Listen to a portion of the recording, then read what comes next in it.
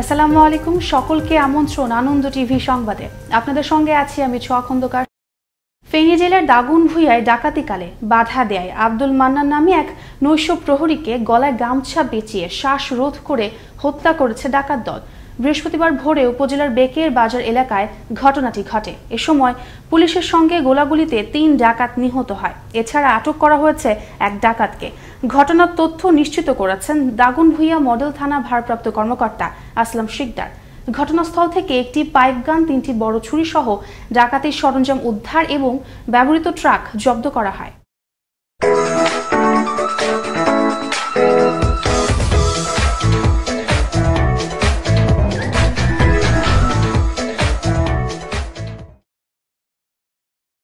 রাজধানীতে যত্রতত্র কাঁচা বাজার বসিয়ে নাগরিক জীবনে দুর্ভোগ টেনে আনার প্রবণতা ক্রমশ বৃদ্ধি পাচ্ছে। এতে করে সাধারণ মানুষের কল্যাণের চেয়ে অকল্যাণই হচ্ছে বেশি। শাহিন রেজার ক্যামেরায় জানাচ্ছেন সহকর্মী শেখ সোহাগ। এ হচ্ছে জনবহুল এলাকা বাড্ডার কাঁচাবাজারের দৃশ্য। সিটি কর্পোরেশনের অনির্ধারিত একটি কেনাকাটার স্থান। রাস্তায় চলাচলের প্রতিবন্ধকতা সৃষ্টি করে বসেছে দোকানপাট। দুই সাইডে সমস্যা হয়, তারপরে আপনার এই যে ভ্যান গাড়িগুলো যে বাজার করতে বসে একটু সমস্যা হয়। বেশিরভাগ ওই গ্যাদারিং সিস্টেমটা। হ্যাঁ, রাস্তা প্রায় বন্ধ থাকে, মানুষ লোকজন বেশি থাকে। তবে অবৈধভাবে দোকানপাট বসানোর কথা এড়িয়ে গিয়ে দোকানদাররা জানান, না অবশ্যই এরা বৈধ না। এরা বৈধ কেন? এরা গাড়ি প্রতি টাকা নেই, গাড়ি প্রতি 50 টাকা 60 টাকা এমনি মিলায় 400 টাকা 500 টাকা দিতে হয় এই বাড্ডা থানার গাড়ি। স্থানীয় জনপ্রতিনিধি এই বিষয়ে ব্যবস্থা গ্রহণের আশ্বাস দিয়ে বলেন, এই যে রাস্তায় মোড়ে মোড়ে ভ্যান গাড়ি বসে রাখে, এটা আমরা চাই না। এবং মেয়র মহোদয়ের এখানে নির্দেশ আছেন, উনিও নির্দেশনা দিয়েছেন যে এইভাবে কিন্তু বসানো আমাদের ঠিক হচ্ছে না। আমি ওসি সাহেবের সাথেও কথা বলেছি। স্থানীয় থানার ভারপ্রাপ্ত কর্মকর্তার কাছে এ বিষয়ে জানতে চাইলে তিনি ক্যামেরার সামনে কথা বলতে চাননি। তবে তিনি তড়িৎ ব্যবস্থা গ্রহণের জন্য ডিউটিরত ডিউটি অফিসারকে নির্দেশ দেন। রাস্তা বন্ধ করে দোকানপাট বসেছে নাকি সব ক্লিয়ার করে দেন। নগর জীবনে চলাচল নিরাপদ ও আরামদায়ক করতে হলে যেখানে সেখানে অনির্ধারিতভাবে দোকানপাট চালু করা ও কেনাকাটা থেকে সরে আসতে হবে। তাহলে আসবে জীবনে স্বস্তি ও নিরাপত্তা। শেখ সোহাগ, আনন্দ টিভি, ঢাকা। স্বল্পমূল্যের সম্পূর্ণ দেশজ উপাদানে তৈরি ওষুধ খেয়ে করোনা থেকে মুক্তি লাভ করলেন ডক্টর জাফরুল্লাহ চৌধুরী। দুপুরে ধানমন্ডিতে আয়োজিত এক সংবাদ সম্মেলনে তিনি তার এই অভিজ্ঞতার কথা তুলে ধরেন। খলিলুর রহমানের ক্যামেরায় বিস্তারিত এনামুল হকের নামের প্রতিবেদনে। এই হচ্ছে জাফরুল্লাহ চৌধুরীর ধানমন্ডিস্থ গণস্বাস্থ্য নগর হাসপাতাল। এখানে দুপুরে আয়োজিত সংবাদ সম্মেলনে করোনা সংক্রমণ থেকে রোগ মুক্তির কৃতজ্ঞতা ও তার চিকিৎসার ব্যয় সম্পর্কে তিনি জানান। হাসপাতালে ভর্তি হওয়ার আগে তার সবই হিসাবে আমরা দেব, যেমন কি কেবিনের ভাড়া বেশি সেই জন্য সেটা আলাদা দেব, ওষুধে কত খরচ হবে সব কিছুরই দেওয়া যাবে। তবে 100 টাকায় বাড়িতে চিকিৎসাটা, প্রাথমিক চিকিৎসাটা হবে। তিনি করোনা আক্রান্ত হয়েও দেশের সাধারণ মানুষের করোনা নিরাময়ের ঔষধ ক্রয় ক্ষমতার বিষয়টিও গভীরভাবে অনুভবের কথা জানান তার চিকিৎসক। উনি মনে করেন গ্রামের একটা মানুষ, ইন্ডাস্ট্রিতে শ্রমিক যে ওষুধটা কিনতে পারবে না, যে পরীক্ষাটা করতে পারবে না, উনি সেটা করবেন না। আপনার শুনে অবাক হবেন যে করোনা ডায়াগনোসিস করতে সিটি স্ক্যান ছাড়া আজকাল কেউ কোনো ডায়াগনোসিস করে না। ইভেন ছোটহাট হাসপাতালে ওনাকে একটা সিটি স্ক্যান করতে পারে নাই, এখন পর্যন্ত সিটি স্ক্যান করতে পারে নাই। কারণ উনি বলছেন যে এটা কি গ্রামের কৃষক করতে পারবে? ওই পয়সা যদি সে খরচ করতে না পারে, তো আমার জন্য পয়সা তুমি খরচ করবে না।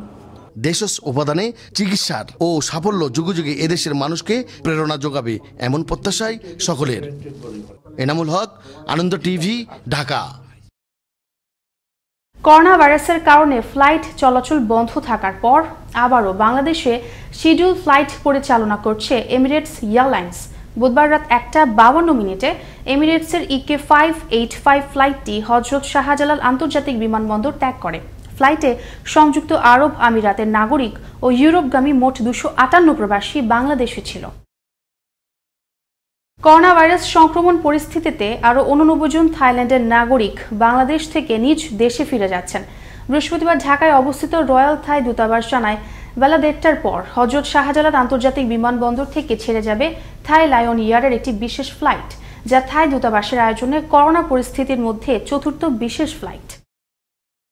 বঙ্গবন্ধু শেখ মুজিবুর রহমানের জন্মশতবার্ষিকী উপলক্ষে কক্সবাজারে গর্ভবতী মায়েদের স্বাস্থ্যসেবা প্রদানে ফ্রি মেডিকেল ক্যাম্পেইন পরিচালনা করেছে বাংলাদেশ সেনাবাহিনীর 10 পদাতিক ডিভিশন।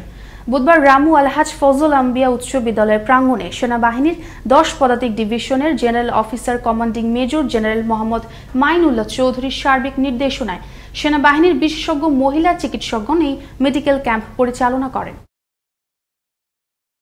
হবিগঞ্জের স্বাস্থ্য বিধি মেনে 9 দিন ব্যাপী শ্রী শ্রী জগন্নাথ দেবের রথযাত্রা মহোৎসব চলছে।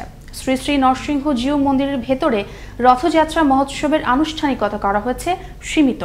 করোনা পরিস্থিতির কারণে অনুষ্ঠানের বিভিন্ন অনুষ্ঠান মালাও করা হয়েছে বাতিল। 23 জুন থেকে রথযাত্রা শুরু হয়ে আগামী 1 জুলাই উল্টো রথযাত্রার মধ্য দিয়ে শেষ হবে 9 দিনের আনুষ্ঠানিকতা। রাষ্ট্রায়ত্ত পাটকলের উৎপাদন বন্ধ রাখতে বিজিএমসির নির্দেশনার প্রতিবাদে খুলনার 9টি পাটকলে প্রতিবাদ ও শ্রমিক সমাবেশ অনুষ্ঠিত হয়েছে। রাষ্ট্রায়ত্ত পাটকল সিবিএ নন সিবিএ ঐক্য পরিষদের উদ্যোগে আয়োজিত সমাবেশে মিলের উৎপাদন চালু রাখা, নিয়মিত মজুরি প্রদান এবং পাট ক্রয়ের অর্থ বরাদ্দর দাবি জানান শ্রমিক নেতারা। করোনার বিষাদময় পরিস্থিতিতে বন্ধ রয়েছে দেশে প্রায় সকল প্রকার সরকারি, সামাজিক ও ধর্মীয় অনুষ্ঠান।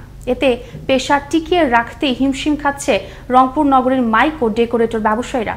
একদিকে বন্ধ রয়েছে আয়, অন্যদিকে বাড়ছে ব্যয়, ফুরিয়ে যাচ্ছে সঞ্চয়, ফলে মানবেতর জীবন যাপন করছেন তারা। রংপুর থেকে মাহফুজ আলম প্রিন্সের পাঠানো ভিডিও ও তথ্যচিত্রে আরো জানাচ্ছেন মোস্তফা কামাল তোহা। 41 বছর বয়সী মানিক মিয়া চাকরি করেন মাইকের দোকানে প্রায় 25 বছর ধরে। পরিবারের সদস্যদের মুখে খাবার তুলে দেওয়ার একমাত্র ভরসা তিনি। কিন্তু গেল 3 মাস দোকান বন্ধ থাকায় মানিকের বেতনও বন্ধ। এখন দোকান খুললেও নেই কোনো অনুষ্ঠান। মাননীয় সরকারের কাছেও আবেদন আমাদের জন্য যে সহযোগিতা করে আর আমাদের দিকে যে নজর দিয়ে তাকায়। একই অবস্থা রংপুর জেলার সব ডেকোরেটর ও মাইকের ব্যবসা সংশ্লিষ্টদের। করোনায় সকল ধরনের সামাজিক, সাংস্কৃতিক, রাজনৈতিক আয়োজন বন্ধ থাকায় কঠিন বিপদে তারা। এই করোনাকালীন সময়ে এসব না থাকার কারণে আমরা এখন মানবতার জীবনযাপন করতেছি। আমাদের মালামাল সমস্তটাই নষ্ট হয়ে যাচ্ছে এবং নষ্ট হয়ে গেছে অলরেডি। এখন আমরা পুঁজি শূন্য, যে 4 মাস আমরা না খেয়ে অনাহারে শ্রমিক সহ দিন যাপন করতেছি। জেলা ডেকোরেটর্স ব্যবসায়ী সমিতির নেতারা বলছেন, করোনা পরিস্থিতি স্বাভাবিক হলেও ক্ষতি পুষিয়ে নিতে অনেক সময় লাগবে তাদের। প্রায় অনেক দোকানেই প্রায় বন্ধর মুখে, আর এই ব্যবসায় আমাদের ক্ষতির পরিমাণ প্রায় 60 কোটি টাকার মতন আমাদের রংপুর জেলার যে ডেকোরেশন যে ব্যবসায়ী আছে তাদের। করোনাকালে এই ব্যবসায় ক্ষতি প্রায় 60 কোটি টাকার মতো। সরকারি প্রণোদনা পেলে হয়তো ভবিষ্যতে আবারও ঘুরে দাঁড়াতে পারবে ডেকোরেটর ও মাইক ব্যবসায়ীরা, এমনটাই প্রত্যাশা সকলের। মুস্তফা কামাল তোহা, আনন্দ টিভি, ন্যাশনাল ডেস্ক।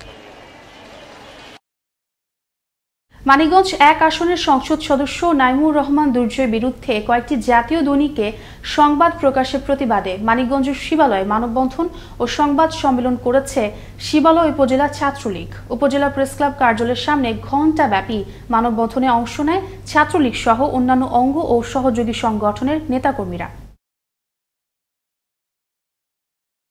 মুন্সিগঞ্জে করোনার ব্যাপক প্রকোপের মাঝেও সরকারি বিধি নিষেধ মানছে না লকডাউনে থাকা মাঠপাড়া এলাকার বাসিন্দারা। বৃহস্পতিবার সকাল থেকেই প্রতিদিনের মতো মাঠপাড়ার অলিগলিতে বৃদ্ধি পেয়েছে বিনা প্রয়োজনে ঘর থেকে বের হওয়া মানুষের আনাগোনা। অনেকে আবার প্রধান প্রবেশ গেটে বাধার মুখে পড়ায় বিকল্প পথে বাঁশের বেড়া টপকিয়ে এলাকার বাইরে বের হচ্ছে। এতে আতঙ্কিত এলাকার সচেতন মহল। বুধবার রাতে গাজীপুরের শ্রীপুর উপজেলার বর্মি ইউনিয়নের গারাডন গ্রামের ময়না ডেইরি ফার্ম থেকে চুরি হয়েছে 14টি গরু। খামারে থাকা কর্মচারী ও নিরাপত্তা প্রহরীকে বেঁধে গরু নিয়ে যায় তারা। ঘটনাস্থল পরিদর্শন করেন পুলিশের ঊর্ধ্বতন কর্মকর্তাগণ। সুপার সাইক্লোন ঘূর্ণিঝড় আম্পান শেষ হয়েছে অনেক আগেই, রেশ কাটেনি এখনো। প্রভাব পড়েছে উপকূলীয় এলাকার বাগেরহাটের মৎস্য ঘেরে। ঝড়টির তাণ্ডবে মৎস্য বান্ধব চাষিদের শঙ্কা আশঙ্কার কথা উঠে এসেছে আনন্দ টিভির ক্যামেরায়। বাগেরহাট জেলা প্রতিনিধি শেখ শিহাবুদ্দিন রুবেলের পাঠানো ভিডিও চিত্রে বিস্তারিত। জাতীয় অর্থনীতিতে মৎস্য খাত এক গুরুত্বপূর্ণ ভূমিকা পালন করছে। আমাদের নিত্যদিনের খাদ্য তালিকায় প্রাণীজ আমিষের শতকরা 58% সরবরাহ আসে মাছ থেকে। এ খাতের সঙ্গে সংশ্লিষ্ট কর্মকাণ্ডে প্রায় 13 লাখ শ্রমিক সার্বক্ষণিকভাবে এবং 1,25,00,000 শ্রমিক খণ্ডকালীনভাবে নিয়োজিত আছে। আর এই মৎস্য শ্রমিকদের বিশাল একটা অংশ রয়েছে বাগেরহাটে। আমপানের কারণে এখনও পারেনি ঘুরে দাঁড়াতে বাগেরহাটের মৎস্য চাষিরা। লাভ তো দূরের কথা, খরচের টাকা উঠাতেই পারছে না চাষিরা। কিস্তির চাপ তো রয়েছেই, কিন্তু নিরুপায় মৎস্য চাষিরা। ঝড়ে আমাদের এখানে ব্যাপক ক্ষতি হয়েছে, জানমাল গাছপালা সহ আমাদের মৎস্য ঘেরের ব্যাপক ক্ষতি হয়েছে, মানুষের ঘেরের বাঁধ ভেঙে গেছে। ঘূর্ণিঝড় আমপানের কারণে ঘের বেড়ে ভেঙে গেছে, তলায় গেছে, আমরা কৃষকরা ব্যাপক ক্ষতিগ্রস্ত চাষিদের নামের তালিকা ঊর্ধ্বতন কর্তৃপক্ষের কাছে পাঠানো হয়েছে বলে জানান এই কর্মকর্তা। আমরা ইতিমধ্যে অধিদপ্তর থেকে চাহিদাকৃত যে সমস্ত ক্ষতিগ্রস্ত চাষি আছেন তাদের তালিকা প্রস্তুতপূর্বক ইতিমধ্যে প্রেরণ করেছি। সরকার কর্তৃক প্রণোদনা পেলে আমরা সেই সমস্ত ক্ষতিগ্রস্ত চাষিদের হাতে এই প্রণোদনাগুলো তুলে দিতে পারবো বলে আশা করতেছি। অভ্যন্তরীণ উৎস থেকে সংগৃহীত মাছের শতকরা 41.36% সরবরাহ আসে মুক্ত জলাশয় থেকে এবং 39.23% আসে বদ্ধ জলাশয় থেকে। তাই এই ক্ষতি কাটিয়ে উঠতে পারলে দেশের মৎস্য খাত অর্থনীতিতে ব্যাপক পরিবর্তনের অংশীদার হতে পারবে বলে মনে করছেন মৎস্য সংশ্লিষ্টরা। মুস্তফা কামাল তোহা, আনন্দ টিভি, ন্যাশনাল ডেস্ক। শেষ করব আনন্দ টিভি সংবাদ, তবে শেষ করার আগে শিরোনামগুলো জানিয়ে দিচ্ছি আরও একবার। করোনা ভাইরাসে আক্রান্ত হয়ে দেশে মৃত্যু হয়েছে আরও 39 জন, 24 ঘন্টায় আক্রান্ত আরও 3,946। ফেনীর দাগনভূঞা ডাকাতির চেষ্টাকালে বাধা দেয়ায় নৈশ প্রহরীকে শ্বাসরোধ করে হত্যা, পুলিশের গুলিতে 3 ডাকাত নিহত। এবং রাজধানীতে যত্রতত্র কাঁচাবাজার বসিয়ে নাগরিক জীবনে দুর্ভোগ টেনে আনার প্রবণতা বৃদ্ধি, বাড়ছে নিরাপত্তা ও শৃঙ্খলা ভঙ্গের আশঙ্কা।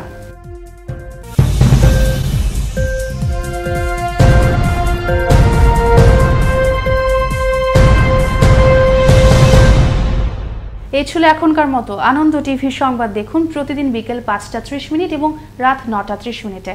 করোনা থেকে আপনি এবং আপনার পরিবারকে সুরক্ষিত রাখতে স্বাস্থ্যবিধি মেনে চলুন। আনন্দ টিভির সঙ্গে থাকার জন্য সকলকে ধন্যবাদ।